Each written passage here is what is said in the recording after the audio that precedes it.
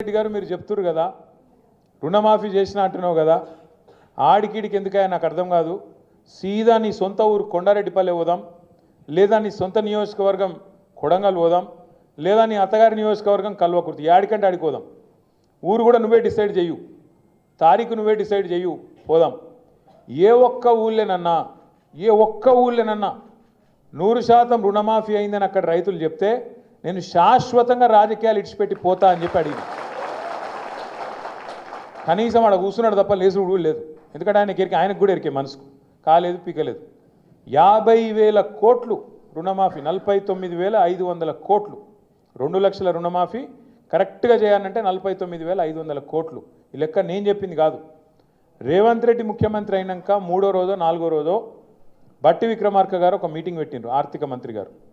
మొత్తం బ్యాంకర్లందరినీ పిలిచిండు ఎంత కావాలి రుణమాఫీకి అని అడిగిండు 2 లక్షల రుణమాఫీ చేయాలి ఎంత కావాలి వాళ్ళు చెప్పారు కరీబ్ 50,000 కరోడ్ సాబ్ అసలు లెక్క 49,500 కోట్లు మరి మీరు అంట్రీ కదా సంతకం పెడతాం అంట్రీ కదా పెట్టుర్రి అన్నారు ఏడ పెడతామా ఉత్తగేదో చెప్పినాం ఓట్ల కోసం అని చెప్పి తెల్లారి ముఖ్యమంత్రి గారు ఈ 49,000 ఏడున్నాయి లేవు అని చెప్పి తెల్లారి ఎక్కడో ముఖ్యమంత్రి స్పీచ్ ఇచ్చిండు ఏమని ఒక్క సంవత్సరం గట్టిగా కడుపు కట్టుకుంటే 40,000 కోట్లు ఏమున్నదా ఇట్లా పెట్టేస్తా అన్నాడు ఏది ఇట్లా సంతకం పెడితే అయిపోతుంది ఇట్లా గీకుతా పెన్ను పట్టి పేపర్ మీద అయిపోతుంది అన్నాడు సరే నేను నిజమే అనుకుంటే నిజంగానే ఒక సంవత్సరం కడుపు కట్టుకుంటాడేమో కాంగ్రెస్ వాళ్ళు ఏమైనా మారిపోయినరేమో హిమాలయాలకు ఏమైనా ఆకుపసర దాగొచ్చిండ్రేమో ఎట్లనే ఏమైనా మంచి వాళ్ళు అయిపోయినా వీళ్ళని నేను అనుకుంటే మరి సంవత్సరం బాయ్ ఇప్పుడు సంవత్సరం మీద ఇంకో 6 నెలలు అయిపోయాయి ఏమాయా మరి అంటే కడుపు కట్టుకోలేదా కడుపు ఆగుతలేదా తినుడు కమిషన్లు అందుకే 40,000 కోట్ల అన్న ముఖ్యమంత్రి క్యాబినెట్ కాడికి తీసుకొచ్చిండు రుణమాఫీ ఫైలు క్యాబినెట్ కాడికి వచ్చేవరకు అందులో మళ్ళీ ఒక 9,000 కోట్లు ఎగిరిపోయింది మొదలు 49,500 ఏది బ్యాంకులో మీటింగ్ పెట్టినప్పుడు మళ్ళీ తెల్లారమాడికే ముఖ్యమంత్రి 40,000 కోట్లు అన్నాడు 9,000 ఎగిరిపోయింది ఆడికెళ్ళి క్యాబినెట్కి వచ్చే వరకు ఇంకో 9,000 ఎగిరిపోయింది 31,000 కోట్లు అన్నారు ఆడికెళ్ళి అసెంబ్లీకి వచ్చింది బడ్జెట్ అసెంబ్లీకి వచ్చే వరకు 26,000 కోట్లు అన్నారు అంటే ఏడ స్టార్ట్ అయింది కథ 49,500 కేంచి 40,000 కేంచి 31,000 కేంచి 26,000 వచ్చింది పోనీ అదాన్ని ఇస్తారేమో అనుకున్నాం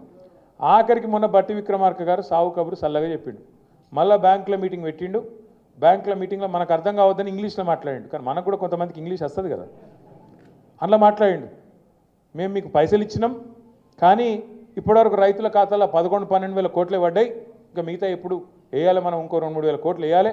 అయిపోయి ఆయనతో చేతులు దులుపుకున్నారు కథ మొదలైంది 49,000 కాడ ఆఖరికి ముగిసింది 11-12 కోట్ల కాడ మన ఊళ్ళో సామెత చెప్తారు చారాన కోడికి బారాన మసాలా ఇది కరెక్ట్ సూట్ అవుతుంది దానికి ఇచ్చింది చారాన వంతు కానీ దానికి బిల్డప్ ఊరూర ఫ్లెక్సీలు ఎక్కడ చూసినా ముఖ్యమంత్రి గారి ఫోటోలు ఉప ముఖ్యమంత్రి గారి ఫోటోలు నిన్న మొన్న పోతుంటే నేను నల్గొండ పోయినా నిన్న పెళ్ళికి పోతుంటే మిస్ వరల్డ్ కంటెస్ట్ అన్నారు నేను బ్యానర్ చూస్తే మిస్ వరల్డ్ కంటెస్ట్లో ఎవరి మొక్కలున్నాయిరా అంటే రేవంత్ రెడ్డి